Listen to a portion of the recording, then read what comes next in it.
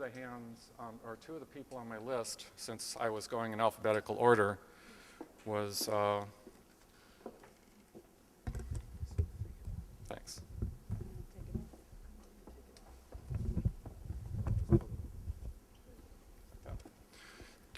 Two of the hands here were Meredith Ewert and Peter Feidelberg, and they remained on my list alphabetically, and I thought that was pretty meaningful because they were engaged to be married when they were murdered. So on this flag, what I did was I flipped one of the hands of the children so that their hands would remain joined. Another hand that I think is significant is this one here, which is the 6-month-old daughter of Chris Colasanti. So that's the youngest hand. And I think the oldest hand would be here, Mr. Mazzone, who apparently didn't even want to fit on the flag because his hand is so big. I made this flag in 3 sessions. The first session was all the stripes you see here, which were made at Wallace School. The canton I had prepared, and I was waiting for All Saints Church to meet over there with the 9/11 support group. They would meet on Monday nights. So I had all 8 survivors' children at All Saints at their meeting that night and placed their hands where their father or mother or loved one would have been alphabetically. And then, having done that, I completed the canton with children at Wallace School and Miles Square. I'd like to thank some people here also. Former Superintendent Patrick Gagliardi, who was instrumental in getting this done for me, which I didn't know at the time. He just green-lighted the project, and then the Board of Ed walked in one night, and there it was, so I was glad that happened. Former Superintendent John Reslowski, who helped me obtain the plaque, which I feel secures its position on the wall and explains exactly what it is. Our new high school principal, who requested the piece of art you're about to see. And when she told me on the phone, I was really moved by that. I froze up for a bit there. I'd like to thank Sandra O'Carey for being a guiding light.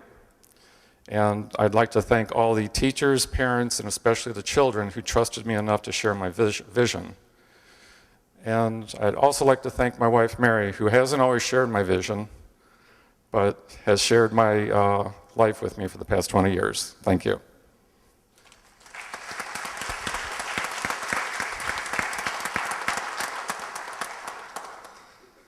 Now I'd like to present to you the Hoboken High School replica of the Hoboken Children's Memorial Flag.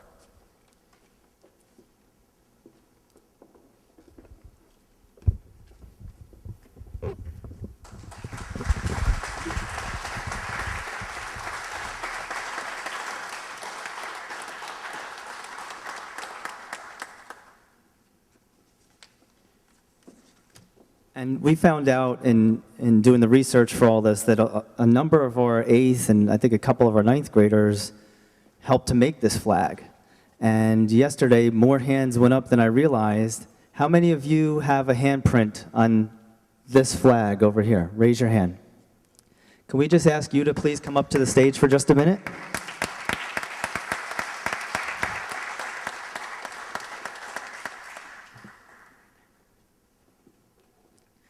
I know they're a little nervous, but yesterday I asked them, can you try to remember back to when you were 6 years old and Mr. Smith was painting your hand and you were making this work of art? And if you could share with the people who come today any recollection of that day, I think they would appreciate that. So I don't know exactly what we're going to get here, but I'm hoping 1 or 2 or 3 of them has, just enough courage to share a memory from that day. And Cassandra is going to be our first one to share a memory. Thank you. I don't remember much. Move up a little closer. but I remember smiling, and I was walking and with my mom, and I'm like, oh, yeah, I forgot I'm gonna do this. And I remember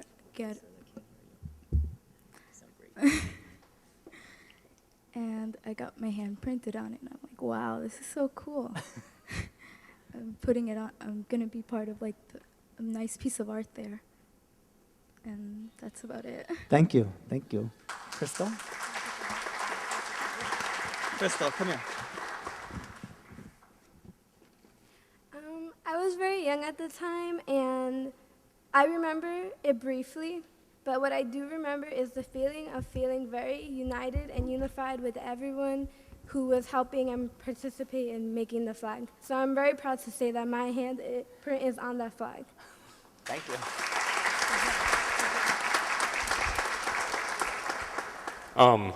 I don't really remember that much, but the one thing I do remember was my two cousins and my sister, we all went together, so all of our hands are actually on this flag also, it brings a lot to the community for him to make this wonderful art piece for everyone.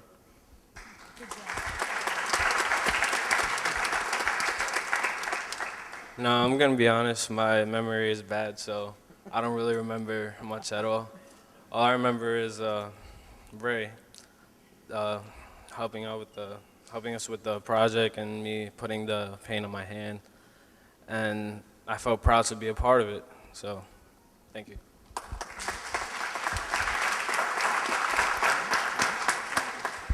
And, you know, I'm not sure, the two girls I first met who I tracked down were shy, nice, nice kids, very, very shy though.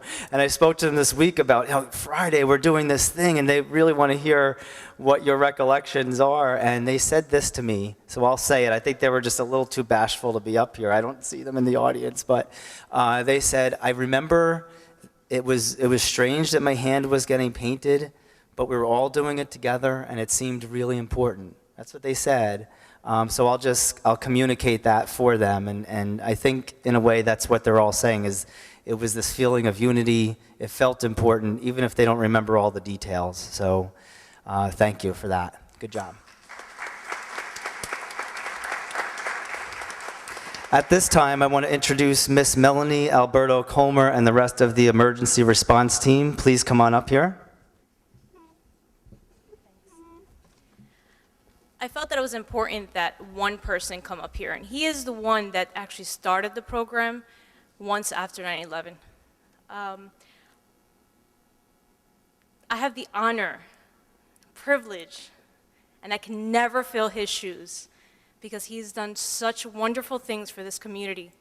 He started the community service programs through elementary school all the way up to high school. He started our emergency response team and pretty much has made us to what we are today. I'm just kind of pushing the boat along, but he is the one that's made everything the way it is. It is my honor to introduce Joe Mealy.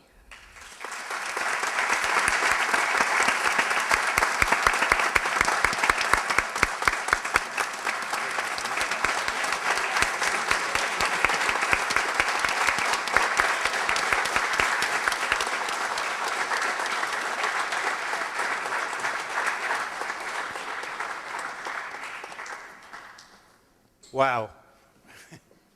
I appreciate that very much. When Melanie called me a few weeks ago and invited me back here, I knew it was an honor for me to be here. A lot of memories here. I was born in Hoboken, raised in Hoboken. I was lucky and basically blessed to be the service learning coordinator for many years. And we started, as Melanie said, with programs at the elementary schools, middle schools, and finally in the high school. And it seemed every program we had, everything we did, whether it was in the city or in the state, we were recognized, and it always came back. Boy, those kids from Hoboken are amazing. And Hoboken High School got the reputation throughout the state as being the school to call if something had to be done. Whether it was raising, we had fundraisers for in 2000, if you remember the Indian earthquake, okay, we raised $10,000 at the high school that day, in one day.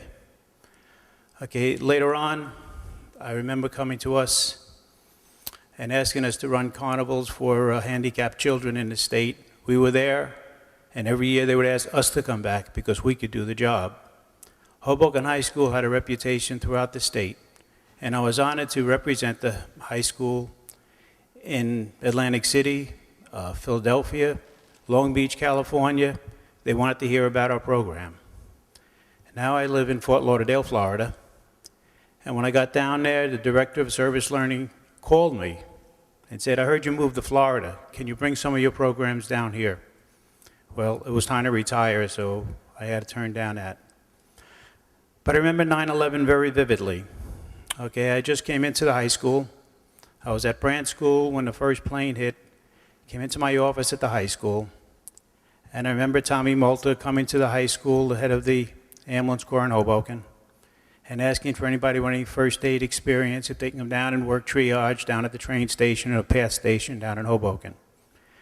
I told him, well, I had been in first aid for 18 years, but I retired. He goes, "That's long enough. Come on, you're coming with me." That day I worked triage down there until midnight that night, and we went back the next day. Unfortunately, there wasn't many survivors. Okay, but during that day when the high school came out, a lot of the people that were very much involved in service learning, a lot of the students came down and wanted to know what they could do, how we can help. They helped set up IV bottles, and they worked with a lot of the doctors and nurses down there. But again, not many survivors. The next day when we finally came back to school, we knew we were in a different country, a different America. And we knew Hoboken High School was not going to sit by and do nothing. Okay, we organized and found our first emergency response team. We didn't know where we were going, how it would work out. We started off with simple first aid training, CPR training. We finally got up to first responders. I used to be a member of the Blairstown, New Jersey Ambulance Corps. They were selling one of their ambulances, so I went up there and asked them if they would donate it to us. Okay, and they did. Now we were a high school with an ambulance. Okay, what do we do with it? Well, luckily again, with the cooperation of, at that time, the Board of Education, the great help from the Hoboken Ambulance Corps, St. Mary's Hospital at the time, now Hoboken University, and then hooking up with Jersey City Medical Center, we started an EMT program. We finally developed our own EMTs. We got a working ambulance, but it was one heck of a job to try to find insurance. No high school in the country ever had a working ambulance. So we had to go through that, and finally we worked out a deal, I guess, with the Hoboken Ambulance Corps to become part of them under their insurance policy. And all of a sudden, we were answering emergency calls in the city. The first and only, as far as I know, high school in the country that has an ambulance corps, his own response team. I congratulate the new members of the team. Melanie said there was 28 new members. You're about to undertake the hardest studying course you'll probably ever have in your life. You'll have to study and work and work. If you finally pass and become a licensed emergency medical technician, it will be a great accomplishment, and you'll be very proud, and you can help a lot of people. So even though we had a great disaster on 9/11, it was a time when Hoboken, when the country came together. It was a beautiful time as far as that. Everybody cared about each other. We started the team, we cared, and we still care. So I want to congratulate the new members, and hopefully they can move on and become EMTs. Thank you very much for the warm welcome today.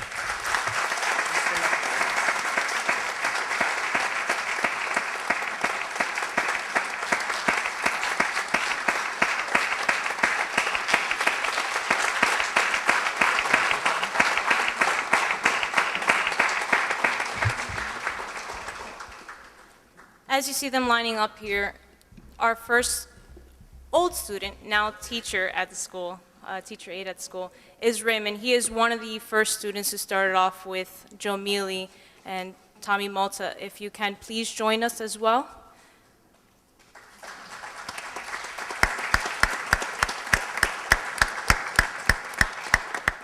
as well as Captain Garcia, if you can join us. Tommy Malta, Captain Garcia, Raymond, and Joe Mealy are all basically the reason why we are here today. So the emergency response team would like to really thank them for allowing us to be here. I neglected to mention that I'll be at the Board of Ed on Tuesday recreating my original presentation for this, which was called Head, Hands, and Heart. And I have a student that was part of the project originally to read the heart portion. She's all grown up now, and I wouldn't miss it. Thanks.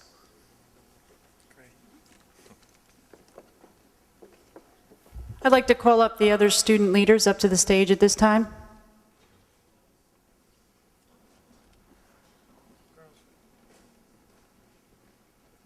Just come in front. Maybe. Squeeze in, everybody.